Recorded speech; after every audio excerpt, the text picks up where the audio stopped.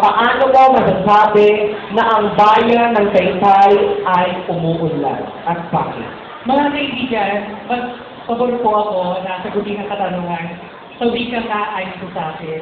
Mas okay po kasi ako mag-English.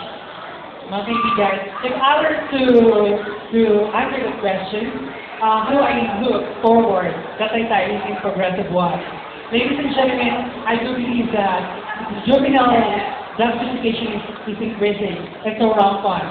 Taytay is, as we way back before, it's in scratch.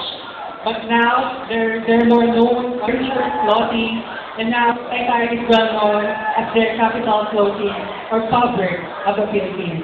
And I do believe, ladies and gentlemen, that Taytay is now progressive because we all know that people here in Taytay are so happy and sensitive and healthy. Thank you so much.